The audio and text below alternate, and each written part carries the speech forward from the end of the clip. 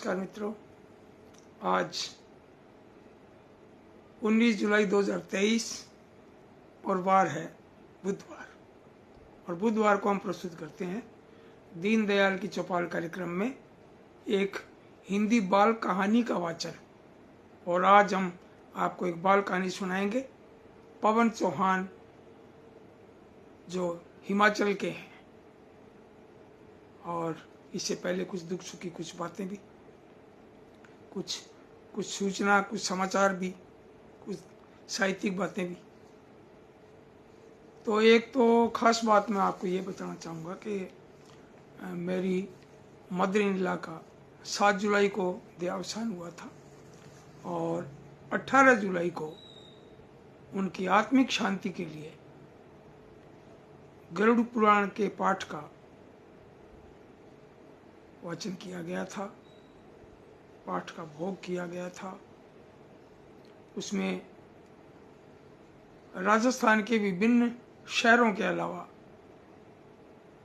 दिल्ली, चंडीगढ़, गुजरात, हरियाणा, पंजाब, अनेक राज्यों के रिश्तेदार, मित्र, शुभचिंतक जो दुख सुख में भागीदार बने और अपनी संवेदनाएं प्रकट करने के लिए उपस्थित हुए।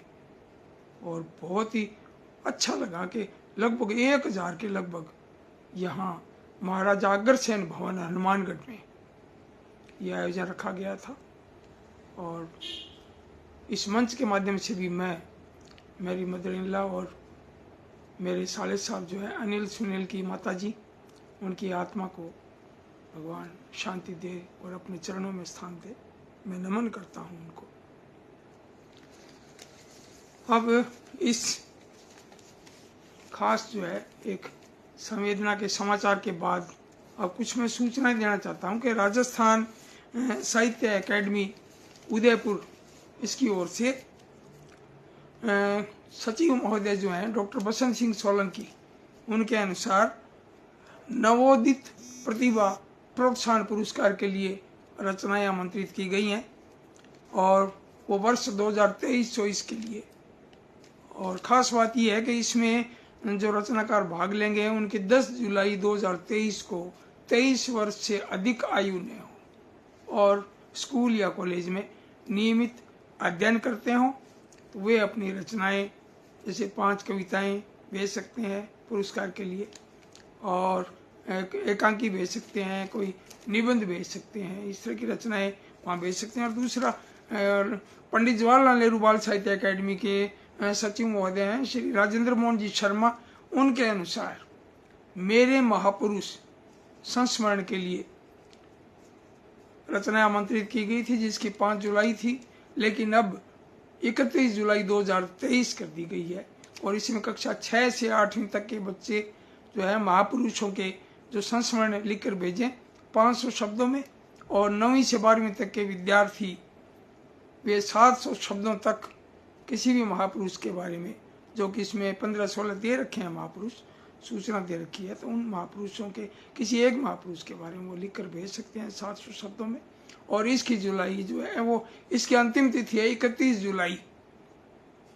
तो ये समाचार है। और एक खास समाचार और भी है कि 7म देवश्रेय बाल साहित्य पुरस्कार अभी फेसबुक में पढ़ा भी था और मेरे परिचित भी हैं उसके आयोजक, तो वो 75,000 रुपये का पुरस्कार जो है उसके लिए अपने पुस्तक या पांडुलिपि 4 प्रतियों में भेज सकते हैं। इसकी अंतिम तिथि है 24 जुलाई 2023। आप आवेदन कर सकते हैं। 7म देवश्रेय बाल साहित्य पुरस्कार ये डॉक्टर हरिकृष्ण देवश्रेय की स्मृति में आयोजित किया जाता है। तो इसमें 75,000 रुपये का बाल साहित्य का जो पुरस्कार है, तो उसमें भी आप भागीदार बन सकते हैं। और एक खास सूचना और भी है कि मातेश्वरी विद्या देवी बाल साहित्य शोध एवं विकास संस्थान सिरसा हरियाणा की ओर से डॉक्टर राजकुमार निजात ने अभी रचनाकारों से प्रविष्टियां मांगी थी अनेक पुरस्कार और सम्मान के लिए। तो उसमें खूब सारे लगभग 34-35 रचनाकारों को पुरस्कृत किया जाएगा सिरसा हरियाणा में। और उसमें जो इनाम के साथ साथ यानी कि सम्मान के साथ साथ 30 सितंबर को आप वहाँ शाम तक पहुँचे हैं। वहाँ का खाना रहने की व्यवस्था, 1 अक्टूबर को भी खाने पीने की व्यवस्था और रहने की व्यवस्था, और 2 अक्टूबर को सुबह 10 बजे चेकआउट करना होगा। तो खूब मतलब वहाँ एक मेला लगेगा साहित्यकारों का, अखिल भारतीय स्तर का, खूब सारे लोग आएंगे। तो राजकुमार निजात जी को बहुत बहुत बधाई इस आयोजन के लिए। और खूब सारे नाम हैं। डॉक्टर सुरेंद्र विक्रम है लखनऊ के, ओम प्रकाश क्षत्रिय नीमच के मध्य प्रदेश के, डॉक्टर राकेश चंद्रा लखनऊ के, महावीर रवानटा उत्तरकाशी के, सुनील गज्जानी बीकानेर, कुशलेंद्र श्रीवास्तव नरसिंहपुरा मध्य प्रदेश, अनीता गंगाधर अजमेर, नीता अवस्थी कानपुर, और डॉक्टर सतीश चंद्र शर्मा सुधांशु बदायूं उत्तर प्रदेश, डॉक्टर अजीत सिंह राठौड़ कानपुर, और doctor RP. Saraswat Saharanpur, doctor Shaktiraj Kaushik Sirsa Haryana, Tapesh Bhowmik Guriahati Cooch Behar Paschim Bangal, Govind Bhardwaj Ajmer, Usha Somani Chittorgarh, Deendayal Sharma Hanumangarh, मेरा भी नाम है इसमें। और बहुत बहुत आभार आयोजकों का। और डॉक्टर राकेश चक्र मुरादाबाद उत्तर प्रदेश, डॉक्टर लता अग्रवाल तुलजा भोपाल, और प्रभा पारीक भरूच गुजरात, नीलम राकेश लखनऊ, और रजनी शर्मा बस्तिया रायपुर, सुशीला शर्मा जयपुर, और डॉक्टर पूजा हेम कुमार अल्लापुरिया हेमाक्ष नवी मुंबई महाराष्ट्र, और संगीता सेठी बीकानेर, बलवीर सिंह वर्मा बागीश सिरसा हरियाणा, कृष्णलता यादव रेवाड़ी हरियाणा, आशा खत्री रोहतक हरियाणा, डॉक्टर युवराज सिंह कर्मयोगी कोटा राजस्थान, डॉक्टर राजमती सुवर्णा पोकरणा, विमला नागला केकड़ी राजस्थान, डॉक्टर दीक्षा चौबे दुर्ग छत्तीसगढ़, और सुशील सक्सेना कानपुर, किशोर शर्मा सारस्वत पंचकुला हरियाणा, और अशोक श्रीवास्तव कुमुद प्रयागराज उत्तर प्रदेश। तो इस कार्यक्रम के जो अखिल भारतीय स्तर का जो साहित्यकारों के सम्मान का जो सम्मेलन किया जा रहा है, उसके संयोजक डॉक्टर राजकुमार निजात सिरसा हरियाणा, और सह संयोजक उर्मिल शर्मा और राकेश कुमार जैन बंधु सिरसा हरियाणा से। तो वही बहुत बहुत बढ़िया और बहुत बहुत बधाई इस मंच के माध्यम से कि अभी जयपुर साहित्य संगीति की तरफ से वहाँ आयोजन किया गया था जयपुर में, और अब सिरसा में डॉक्टर राजकुमार निजात वहाँ कार्यक्रम कर रहे हैं। तो खूब साहित्यकारों का जमावड़ा होगा, खूब मिलेंगे एक दूसरे से, खूब बातें होंगी, है ना, किसने क्या लिखा, और एक दूसरे को पुस्तकों का आदान प्रदान भी होगा, खूब मिलेंगे, है ना। अब मैं रचना शुरू करने से पहले पवन चौहान की जो कहानी है, आज की बाल कहानी शुरू करने से पहले मैं पवन चौहान का व्यक्तित्व और कृतित्व संक्षेप में आपको बता दूं। और बताने से पहले मैं सोचता हूँ कुछ नाम बोल दूं। हिंदी की गूंज नरेंद्र निहार जी दिल्ली से, नीना सिंह सोलंकी जी भोपाल से, और श्याम सिंह सजारा जोधपुर से, और प्रमिला चोपड़ा और राजेंद्र श्रीवास्तव रतन राठौड़ जयपुर से, और राज बिजानिया लूणकड़ सर बीकानेर से, यशपाल शर्मा चित्तौड़गढ़ से, तरुण कुमार दधीच आप जो हैं उदयपुर से, और आनंद विश्वास जी दिल्ली से, और पारस चंद जैन साहब देवली से, रमेश सचदेवा आचार्य डबाड़ी मंडी हरियाणा से, सूर्यराम जी बिश्नोई हनुमानगढ़ राजस्थान से, और पारस चंद जैन साहब सबसे पहले पधारे। बहुत बहुत बधाई और आपका बहुत बहुत स्वागत। और मैं अब अच्छा और भी कई नाम रह गए, देखो हमारे कल्पना गोस्वामी जी जयपुर से, और कह रही हैं ऐप में आपका स्वागत। बिल्कुल बिल्कुल आपका भी। और सुनील गज्जानी जी भी कह रहे से बहुत बहुत स्वागत है आपका, आपका भी बहुत बहुत ढेर सारा स्वागत है आपको। और राजकुमार जी निजात पवन चौहान का स्वागत इस कहानी में, अभिनंदन। बिल्कुल बिल्कुल अभी शुरू करते हैं। और अनीता शर्मा पधारे हैं भाई, बहुत बढ़िया, बहुत अच्छा लग रहा है। सबको नमस्कार, मेरी शुभकामनाएं। आशा पांडे ओझा, आशा ये बहना आप उदयपुर से, है ना, इनकी भी एक कविता मैंने फेसबुक से ली थी, एक झिंगा लाला है ना ये बहुत बढ़िया, मैंने अनुमति दी है, मैंने कहा भी मैं वाचन करना चाहता हूँ। तो वो मैं कल जैसे बाल कविताओं का वाचन करते हैं अपने हिंदी बाल कविताओं का, कल करेंगे गुरुवार को। तो अब मैं रचना कहानी शुरू करने से पहले मैं इनका व्यक्तित्व कृतित्व मैं पढ़ दूं। और श्याम सुंदर श्रीवास्तव जी भी पधारे हैं भाई, भिंड शायद भिंड से है, ये लाहौर भिंड से है मेरे हिसाब से, तो अब मुझे कई बार ध्यान में नहीं आता क्योंकि शहरों का नाम आता नहीं है इसमें। और अनीता शर्मा, अनीता गंगाधर अजमेर से, बिल्कुल स्वागत है आप सबका। श्याम सुंदर श्रीवास्तव जी, यशपाल शर्मा जी, आशा पांडे जी, सबका स्वागत। और मैं अब इनका व्यक्तित्व कृतज्ञ पढ़ता हूँ। पवन चौहान जी का नाम पवन चौहान, जन्म 3 जुलाई 1978। अब जुलाई का महीना चल रहा है तो अभी कुछ दिन पहले गया 3 जुलाई। शिक्षा आपकी है बीएससी नॉन मेडिकल और एमएससी मैथ्स, एमए हिंदी, और पेशे से आप अध्यापक हैं। और अनेक पत्र पत्रिकाओं में, मधुमती में, वीणा में, शिराजा में, आहा जिंदगी में, है ना, वागर्थ में आप खूब छपे हैं। और बच्चों के लिए भी खूब लिखते हैं। नंदन में छपे हैं, बाल भारती में, बाल प्रहरी, बाल अंश, नन्हे सम्राट, बच्चों का देश, है ना, और बालवाणी, बाल किलकारी, बाल भूमि, बाल भास्कर, टाबर टोली, और साहित्य अमृत, और अदबी उड़ान, बाल प्रभात, अभिनव बालमन, दैनिक ट्रिब्यून, अंतिम जन संदेश, समय सूर्य अनंत, मतलब खूब पत्र पत्रिकाओं में आप छपे हैं। बाल कहानियों का आपका नेपाली भाषा में अनुवाद भी हुआ है। और विशेष में ये है कि वर्ष 2015 में हिमाचल प्रदेश स्कूल शिक्षा बोर्ड में 5वीं कक्षा में आपकी जो है एक रचना लगी थी। और महाराष्ट्र के पाठ्यक्रम में 7वीं कक्षा में एक बाल कहानी अनोखी होली, बहुत बढ़िया, बहुत बहुत बधाई। तो आपकी जो है ये 2 राज्यों में ये कहानी लगी है, बहुत बहुत बधाई। और पाठ्यक्रम की 5वीं कक्षा में संपूर्ण हिंदी में सयानी नानी ये कविता भी लगी है। और भारत के हिंदी भाषी राज्यों में सीबीएसई में आपके पाठ्यक्रम में यात्रा संस्मरण भी आपका उसमें पाठ्यक्रम में लगा है। और 2020 में आप हिमाचल का बाल साहित्य 2020 में आपने जो है ये बाल साहित्य पर लिखी गई आपकी पहली पुस्तक हिमाचल का बाल साहित्य 2020। और लघु शोध प्रबंध भी आपने पवन चौहान की बाल कहानियों का आलोचनात्मक विश्लेषण, भाई ये भी हुआ है, बहुत बढ़िया। और खूब लंबा चौड़ा परिचय है, बड़ा अच्छा लगता है। कितनी उपलब्धियां बाल साहित्य में देखिए आप। और विशेष में यह है कि महात्मा गांधी विश्वविद्यालय कोट्टयम केरल के बीकॉम तथा राष्ट्र संत तुकाड़ोजी महाराज नागपुर विश्वविद्यालय के बीए पाठ्यक्रम में यात्रा संस्मरण भी शामिल है। वही बच्चों के और बड़ों के भी आपकी रचनाएं पाठ्यक्रम में शामिल है। और पुस्तकें आपकी वह बिल्कुल चुप थी, ये कहानी है। और भोलू बालू सुधर गया, ये भी बाल कहानी संग्रह। और हिमाचल का बाल साहित्य है। और 21 श्रेष्ठ बाल मन की कहानियां हिमाचल की जो आपने संपादन किया है। और बिंदली और लड्डू ये भी आपका बाल कहानी संग्रह है। और पूंछ कटा चूहा, कितने प्यारे नाम है देखो, है ना, ये भी बाल कहानी संग्रह है। और खास बात एक और बताना चाहूंगा मैं आपको कि ये बिंदली और लड्डू, इस किताब में जो चित्र दिए गए हैं वो इनकी बिटिया आस्था जो 14 साल की है, इसने बनाए हैं।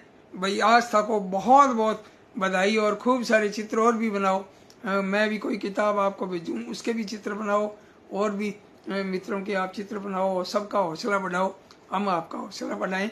और राजेंद्र सारस्वत जी हमारे गंगानगर के भाई साहब जो मुंबई से पधार रहे हैं, कह रहे हैं बहुत बहुत सुंदर शुभकामनाएं भाई दीनदयाल शर्मा जी। सतीश मिश्र जी पधारे हैं, स्वागत है आपका। तो अब इनका खूब सारा परिचय हो गया, लेकिन थोड़ा सा और रह गया। इनको जो मान सम्मान मिला है वो मैं जिक्र कर दूंगा। 2017 में आपको कविता पर सम्मान मिला, और बाल कहानी हिंदी साहित्य भूषण सम्मान मिला। और इनकी एक कहानी को द्वितीय पुरस्कार भी मिला। और बाल साहित्य में 2017 में हिमतरु राज्य सम्मान मिला कुल्लू से। और बाल वाटिका सम्मान मिला है आपको, जो बच्चों की पत्रिका है, भीलवाड़ा से निकलती है, डॉक्टर बेणुलाल गर्ग उसके प्रधान संपादक हैं। बाल वाटिका सम्मान मिला है। और राजस्थान का बाल साहित्य सृजन सम्मान 2019 भी आपको मिला है। भाई बहुत बहुत बधाई पवन जी आपको। और मैं अब कहानी पर आता हूँ। ये मुझे किताब मिली थी हमारे मित्र बोधि प्रकाशन जयपुर के माया मृग जो हमारे हनुमानगढ़ के हैं, ये मिली थी मुझे कुछ समय पहले। मैं मिलने गया था तो मैं 2-4 किताबें लेके आता हूँ, मुझे देते ही है। और ये सबसे बड़ा जो इनाम है ये है कि इस तरह से मित्रों से हमें किताबें मिले। अब इनकी मैं कहानी का वाचन करता हूँ। और कहानी का नाम है ऐसे मिला सबक। सुनील आज स्कूल के लिए फिर से लेट था। आज उसकी टाई और बेल्ट गुम थी। टाई मिली तो बेल्ट नहीं मिल रही थी। इन चीजों को ढूंढते ढूंढते आज उसकी स्कूल बस फिर से निकल चुकी थी। यह अब उसकी रोज की रूटीन में शामिल हो चुका था। आज पापा को फिर अपना नहाना छोड़कर उसे अपनी गाड़ी में स्कूल पहुंचाना पड़ा। आते वक्त ट्रैफिक जाम में फंसे और ऑफिस के लिए लेट हुए सो अलग। सुनील की यह गंदी आदत कई बार बहुत ही ज्यादा परेशानी का कारण बन जाती थी। वह चीजों को सही स्थान पर न रखकर उन्हें यहाँ वहाँ रख देता था। जगह भी ऐसी होती जिस जगह पर उस वस्तु के होने का अंदाजा तक नहीं लगाया जा सकता। सुनील पढ़ाई में होशियार था। वह हर बार परीक्षा में प्रथम स्थान हासिल करता। 10वीं कक्षा में पढ़ने वाले सुनील को पापा मम्मी एक ही बात बार बार समझाते कि बेटा ये बहुत गंदी आदत है कि जो तुमने पाली हुई है, तुम इस आदत के कारण हर बार परेशानी में डाल देते हो, जो अच्छा नहीं है। इस आदत को सुधारो बेटा और अपनी किसी भी चीज को यथास्थान ही रखो, नहीं तो भविष्य में इसके गंभीर परिणाम भुगतने पड़ेंगे। ऐसी आदतों के कारण कई बार बनते बनते काम भी बिगड़ जाया करते हैं। अब तुम किसी भी चीज को अपने यथास्थान पर ही रखा करो। समझाने के बावजूद भी सुनील के कान पर जूं तक नहीं रेंगती।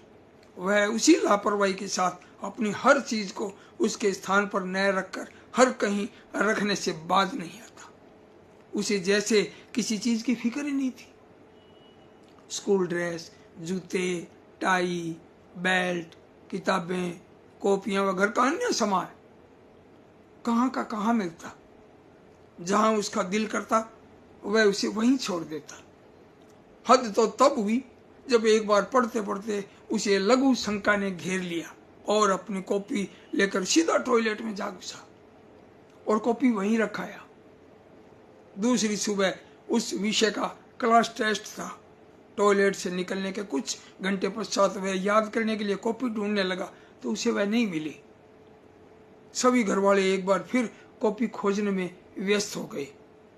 मिलने की गुंजाइश वाली हर जगह उन्होंने उसे ढूंढा, परंतु उन्हें वह कहीं नजर नहीं आई। पापा मम्मी ने उसे खूब खरी खोटी सुनाई और उसे पूछा भी कि वह कॉपी कहीं स्कूल में ही तो नहीं रखाया है। लेकिन उसे पता था कि वह कुछ समय पहले तो उसे पढ़ रहा था। वह कहाँ चली गई होगी। बाद में जब पापा टॉयलेट गए तो कॉपी को वहां पाकर बहुत हैरान हुए। इसके लिए सुनील को पापा से थप्पड़ भी खानी पड़ी। आज वह रो रहा था, लेकिन मम्मी ने उसे प्यार से समझाते हुए एक बार फिर कहा, बेटा तुम काम ही ऐसा करते हो। भला ज्ञान की इस वस्तु को तुम ऐसी जगह पर रख कर आए हो। यह तो तुमने बहुत बेहुदा काम किया है।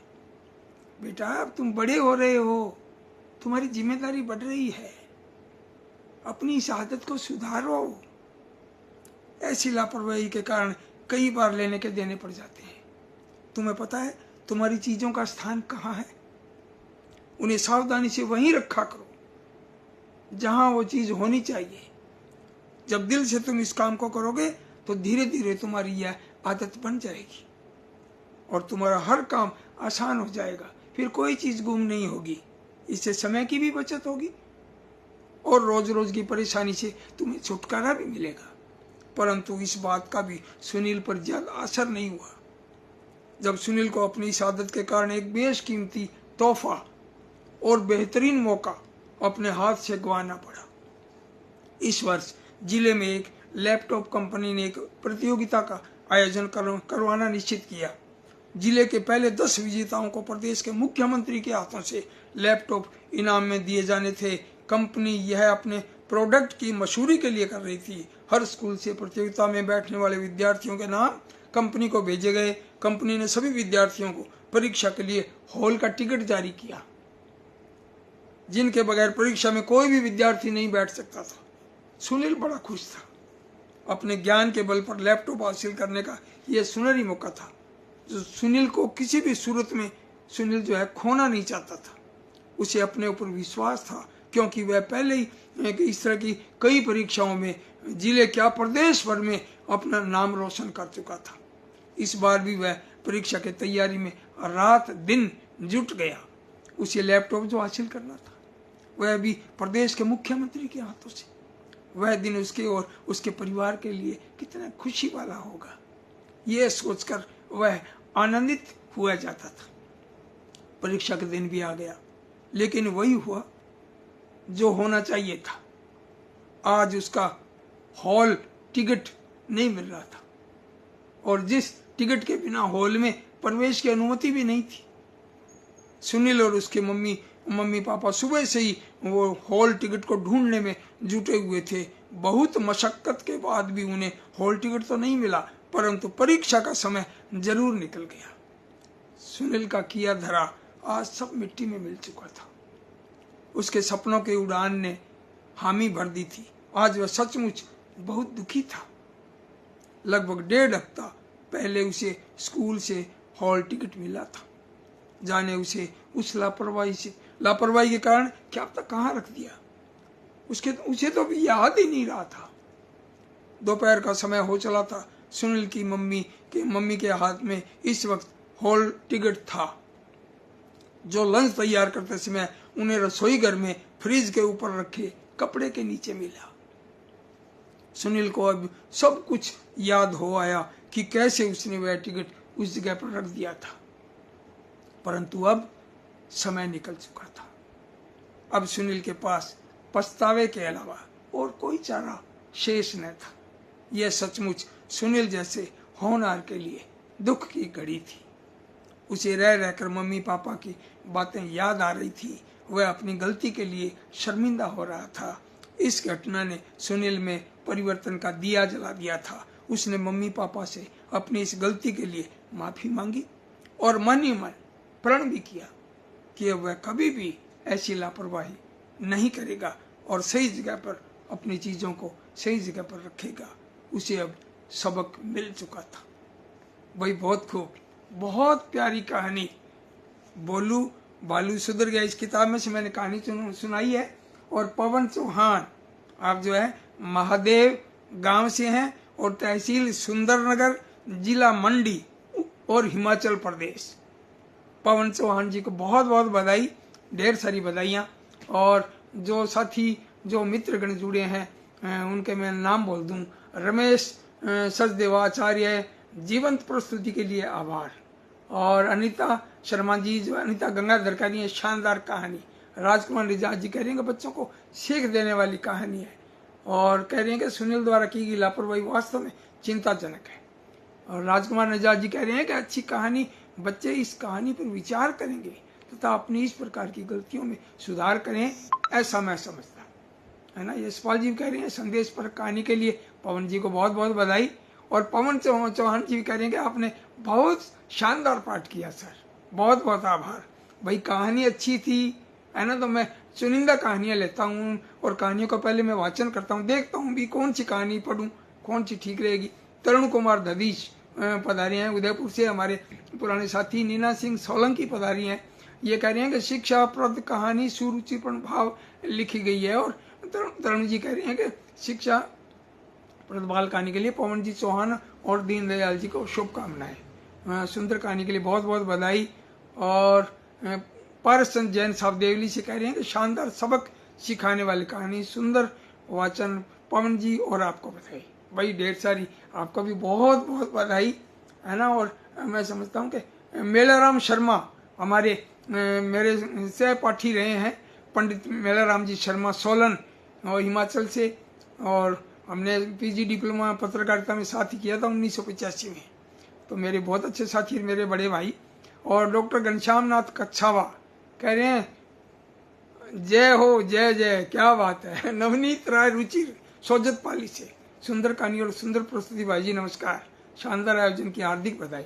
भाई बहुत बहुत धन्यवाद आपका, आप सब जुड़े। संजू श्रृंगी कोटा से आप कह रही हैं सुंदर कहानी। शिवानी पुरोहित कह रही हैं प्रणाम भाई, आपको भी बहुत बहुत प्रणाम। और आप जुड़े, बहुत अच्छा लगा, बहुत बढ़िया लगा। और विष्णु प्रसाद शर्मा हरियर, मैंने अभी एक नाती के साथ मैंने कहानी का वाचन किया। नाती को मैंने कहानी सुनाई थी, 2 वर्षीय नाती, जो कहता है नाना कहानी सुनाओ। तो मैंने 2-3 कहानियां सुनाई, तो इन्होंने 2 कहानियों पर एक प्यारी सी कविता लिखकर भेजी है। वो मैं शायद याद रहेगा तो मैं कल वाचन करूंगा, और मैं सोचता हूँ मैं भी याद रखूं। विष्णु प्रसाद शर्मा हरिहर भाई सबक कहानी इनको बहुत बढ़िया लगी। और श्री भगवान शनि जी श्री डूंगरगढ़ बीकानेर से, आपका बहुत बहुत आभार, आप जुड़े, बहुत अच्छा लगा। सुनीता बिश्नोलिया जयपुर से, भाई नमस्कार आपको भी बहुत बहुत सुनीता जी, बहुत बढ़िया। श्याम सुंदर शर्मा जी, यशपाल जी, आप सबका बहुत बहुत आभार और धन्यवाद। हिंदी की गूंज नरेंद्र निहार जी, भाई ढेर सारी बधाइयाँ आप सबको, बहुत अच्छा लगा। कल हिंदी बाल कविताओं का वाचन करूंगा।